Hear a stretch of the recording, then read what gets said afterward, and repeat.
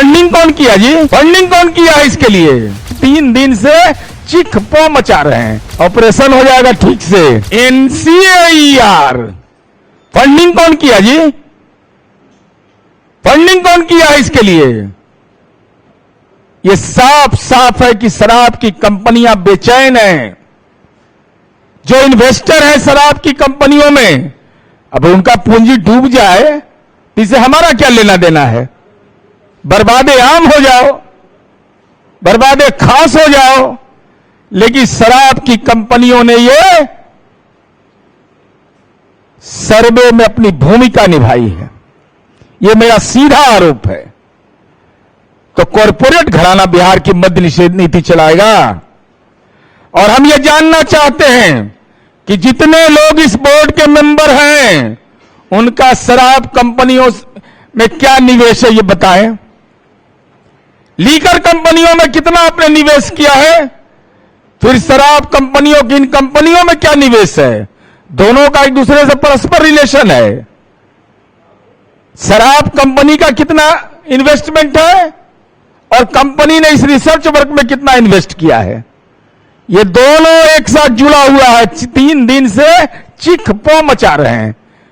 99 page का report है और पर कोई चर्चा नहीं है। सेंटर स्टेट रिलेशन से लेकर के बिहार के ग्रोथ पर है। 1 पेज दम तबीयत ठीक हो जाता है।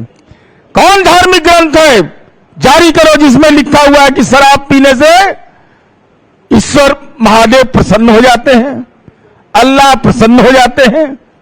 कहां लिखा हुआ है कि ईसा मसीह प्रसन्न हो जाते हैं, गुरु गोविंद सिंह प्रसन्न हो जाते हैं, गुरु नानक देव प्रसन्न हो जाते हैं? ये शराब की कंपनियों ने बिहार के सामाजिक माहौल को बिगाड़ने की कोशिश की। और कुछ लोग तो ज्ञान के चंडू खाने में घूमते हैं। मिला मौका नहीं कि शुरू हो गए तब फेरा में पड़ गए। माफी मांगो। शराब की कंपनियों ने यह रिसर्च वर्क करवाया है और हम ये जानना चाहते हैं आपके माध्यम से, श्वेत पत्र जारी करो कि NCAER ने बिहार के किन किन जिलों में जाकर रिपोर्ट तैयार किया है। इस रिसर्च की प्रक्रिया क्या है? इसका सैंपल साइज क्या लिया था? बिहार में रिसर्च के दौरान कंपनी ने कितने लोगों से बात किया, उसका नाम, गांव का नाम, मोबाइल नंबर, ये सब जारी करिए, नहीं तो जान छोड़ने वाले हम नहीं हैं। आप बिहार को कोई सामाजिक ताना बाना को तहस नहस करना चाहता है? ये शराबबंदी पर जो मद्य निषेध कह रहा था, शराबबंदी नहीं, मद्य निषेध। मद्य निषेध के बाद ये क्या परसेप्शन दिया गया? समग्रता में कह दिया कि महिला अपराध बढ़ गया है। जरा हम जानकारी लेना चाहते हैं। मान्यवर, जरा कृपा करके बताइए कि बिहार में जो हम लोगों ने नीतीश कुमार जी के नेतृत्व में जो ये फैसला हुआ, क्या यह सच है?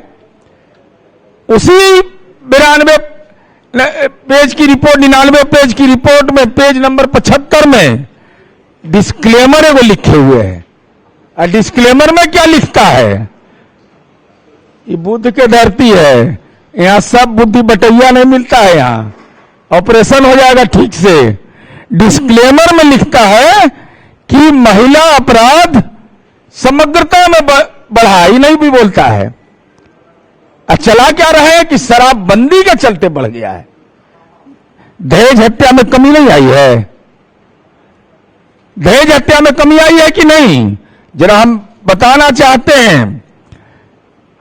भाई, अपराध महिला का वह बहुत सारा सामाजिक विकृति भी होता है, प्रेम प्रसंग का मसला हो जाता है, दहेज का मसला हो जाता है। और शराबबंदी के बाद NCRB का रिपोर्ट पढ़ता है कि नहीं साहब? बिना पढ़ले दे रहा है ज्ञान, रगड़ले है एकदम।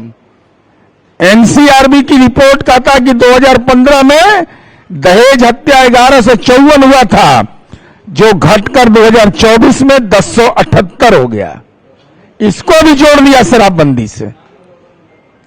इसको भी कह दिया कि महिला अपराध, इसमें भी घरेलू हिंसा की बात नहीं कर रहे हैं। और हम ये पूछना चाहते हैं, हम तो जो सर्वे करवाए हैं, आप बता दीजिए, श्वेत पत्र जारी करे, शराब की कंपनियों में इन्वेस्टमेंट कितना कितना किए हो, कहां कहां गए, किससे किससे मिले। और हमने सर्वेक्षण करवाया था चाणक्य लॉ इंस्टीट्यूट से, जीविका से, AN Sinha social research institute और डीएमआई ने किया, और उसमें बिहार के सभी 38 जिले, 534 ब्लॉक, 7,968 ग्राम पंचायत, 33,805 गांव शामिल किया। 10,22,468 लोगों से साक्षात्कार क्वेश्चनायर पूछा, जिसमें 5,47,586 महिला और 4,74,881 पुरुष। ये लोग क्या बोला सो जानिए। 99% महिलाओं ने उसका समर्थन किया, 72% लोगों ने कि ये बचा हुआ पैसा बच्चों के शिक्षा पर खर्च हो रहा है, 54% लोगों ने कहा कि पौष्टिक भोजन पर खर्च हो रहा है, 74% लोगों ने परिवार में अमन चैन की बात कही,